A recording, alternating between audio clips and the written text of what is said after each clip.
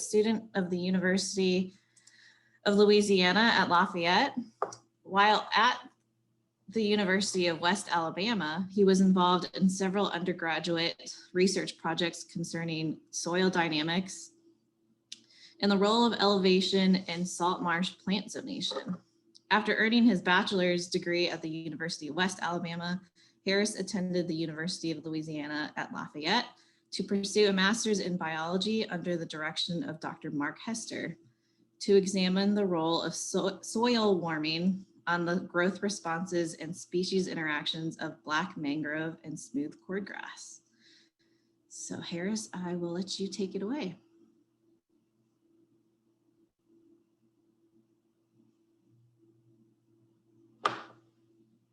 Okay, thank you, Abigail. And sorry, I was trying to figure out how to unmute myself for a second.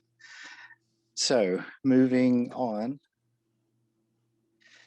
So to go ahead and start, like Abigail said, I'll be looking at the effects of below ground warming, which is a bit of a contrast to some of the talks that you have heard today, where they have examined the effects of above ground warming. So this will be just a little bit of a different side of the coin.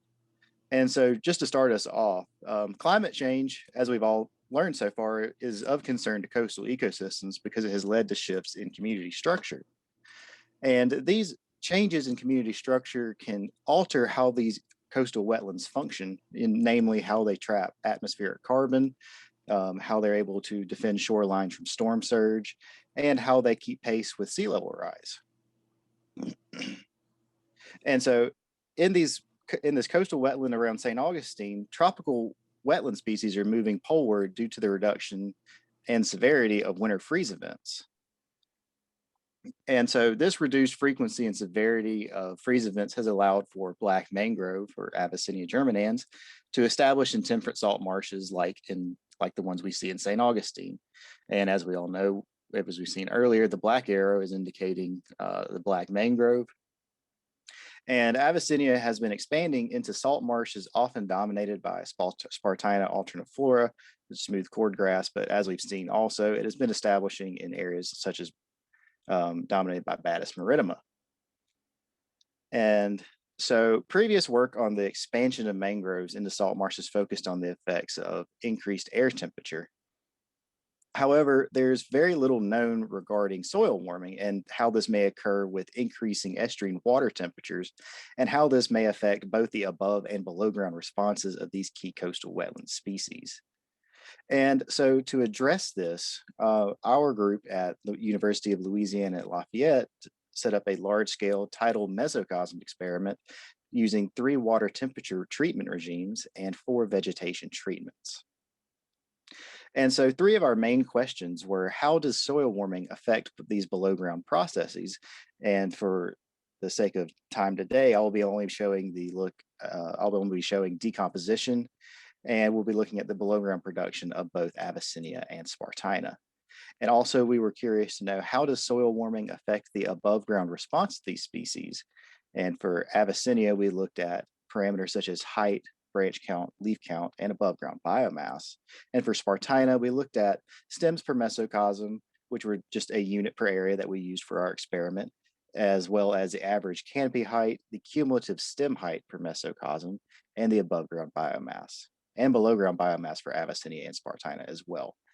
And lastly, we wanted to know are these species responses the same when grown in monoculture versus grown in mixture? And so now I will direct you to a theoretical response figure that we created for this experiment, where on our theoretical x-axis, we have soil temperature ranging from low to high, with our y-axis being our biomass response from low to high. So for panel A, we would see no response of biomass to soil temperature increases, and B, we would see a linear increase with soil temperature. C, we would see a decrease in biomass with increasing soil temperature.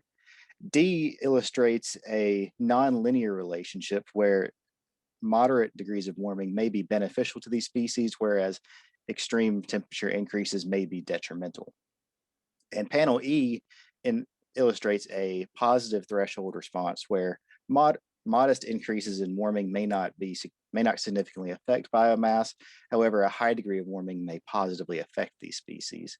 And then finally, we have our last panel, which is a negative threshold response, where we have modest warming having no impact on biomass, but elevated temperatures may be detrimental to these species.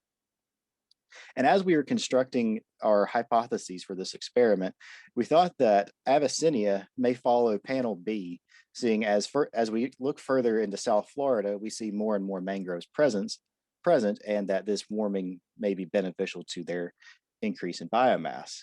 And for Spartina, we believe that maybe it would follow a pattern similar to F, where there may not be a significant response to a modest degree of warming, but higher levels of warming may be detrimental. And as we see in South Florida, there's a less presence of Spartina, and it's more of a mangrove-dominated systems. And we also thought that possibly Avicennia may have a threshold response where there may not be a significant increase in biomass with modest warming, but high degrees of warming may cause a positive response. And we also thought that Spartina may just be negatively affected by increases in warming. And so for the species that we collected, we have our study site, which was the same one that Gabby just showed in her previous talk, was at Gabby's Creek, where we have our Abyssinia collection site, our Spartina collection site, and our yellow and green polygons. And then our red and blue were where we collected our sediment for our mesocosm study. And this larger orange polygon is where some of the warming chambers that are conducted for the wet feed study as well. And so to go into our methods, we had 4 vegetation treatments for this experiment. So to start off, we had unvegetated wetland soil, which would be these two mesocosms here. And then we had Avicennia in monoculture, where we have 1 Avicennia per mesocosm. And we have a Spartina monoculture as well, where at the beginning of the experiment, we only planted 3 stems per mesocosm. And then lastly, we had a mixture where we had 3 stems of Spartina and 1 mangrove seedling to begin the experiment. And for our tidal mesocosm design, we used a system of pumps and control valves along with timers to simulate a 1.4 meter semi-diurnal tidal cycle, which would be similar to GTM having 2 highs and 2 lows per day. And as you can see with this schematic, we had pumps coming on, and it would reach the soil surface through a period of time, and it would reach its maximum flooding temperature, flooding level, and then it would hold there for a point of time, and then the pump would shut off, and then the water would slowly drain from the tidal tank into its reservoir, and then the process would repeat itself over time. And we also had 3 water temperature treatments. We had our ambient water temperature treatment, which simulated the natural fluctuations at GTM, and this water temperature was gathered from the Pine Island NOAA site, where we averaged 5 years of water temperature data. And for our manipulative water treatments, we had a medium temperature regime, which had a 2.5 degree increase in the warmer summer months, and then it expanded out to 5 degrees of separation from ambient in the cool winter months. And for our high temperature treatment, we had a 5 degree separation in summer, and during the summer months to ambient, and it would expand out to a 10 degree increase in the cooler winter months from ambient. And we chose to have this expanding range because as we have looked through climate change, we're not seeing the summer months become that much hotter as much as we're getting an extended growing season with more and more mild winters. And so I'll be moving now into some of the results from our experiment. And we have our air temperature graph here through our x-axis being through time and y being our air temperature. And we see that natural fluctuation through the summer months or through time. And also over here, we have our soil temperature, where we have time again on our x-axis and soil temperature in degrees Celsius. And this is from our experiment, and we can see we were able to achieve significant differences in our soil temperatures through our mesocosm design, where our blue is our ambient temperature treatment, the orange being our medium, and red being our high. And these three colors will be incorporated through the rest of the presentation for convenience. And so now we'll be working through some of the results. And we'll start off with decomposition, where if we look at these on our x-axis, we have Abyssinia, Spartina, our mixture, and our unvegetated treatments. And we found significant increases in decomposition significant increases in decomposition within the medium temperature treatment, for Spartina, the mixture, and the unvegetated. But however, Avicennia was not significantly affected by the temperature treatment regime. And the decomposition study that we used was a standardized cellulose material that was inserted into our mesocosm soils and then removed after a period of time, and then torn on a tensiometer to verify the amount of tensile strength that was lost through the time in the soil that was lost through decomposition. And so we'll now transition into some of the Avicennia above ground responses for this experiment, where on our x-axis, we have our monoculture and mixture for Avicennia and our three water temperature treatments. And so we have a significant vegetation effect where the Avicennia within monoculture produced significantly more branches compared to Avicennia within its mixture. And this also translated to a significant difference in the number of leaves that Avicennia produced. And where again, we have monoculture and mixture on our y-axis, we see Avicennia produced significantly more leaves when it was in monoculture compared to Avicennia when it was in mixture. And also for Avicennia moving forward, we looked at cumulative length, which was the sum of the height of Avicennia plus the length of all of its branches. And we see another significant vegetation effect here as well, where Avicennia had significantly higher cumulative length within monoculture compared to Avicennia within mixture. And now I'll move over to some of the results for Spartina, where we have, once again, monoculture and mixture on our x-axis, and we did not get significant differences within monoculture, within our vegetation treatments or our temperature treatments for Spartina's height. However, the stem density and stems per mesocosm in particular had significant differences, where we have monoculture mixture again, and Spartina had significantly more stems per mesocosm in the high temperature treatment compared to Spartina within the ambient temperature treatment. We also had a significant vegetation effect as well, where there were significantly more stems per mesocosm for Spartina when it was grown in monoculture compared to when it was grown in mixture with Avicennia. And these stems per mesocosm also translated into a significant temperature and vegetation response for the cumulative stem height, which is the sum of the length of all Spartinas per mesocosm. And it's a good indicator, it's a good non-destructive indicator of above ground biomass within these systems. And once again, we have a significant temperature effect with the high temperature having more cumulative stem height in the high temperature treatment compared to ambient. And for the vegetation, we have 3 minutes. Thank you. And we had a significant vegetation effect with the Spartina and monoculture having significantly more cumulative stem height grown in monoculture compared to mixture. And so now we'll look at the above ground biomass, where initially with our results, we did not have a significant effect of above ground biomass for Avicennia, but we ran some contrast at the end of our experiment where we had a significant decrease with our Avicennia from our medium temperature treatment to our high temperature treatment, which shows that the high temperatures may be negatively affecting Avicennia. And for Spartina, we saw a general linear increase with our biomass, with our above ground biomass with warming. And for mixture, we saw an increase in above ground biomass for these species as well with increased warming.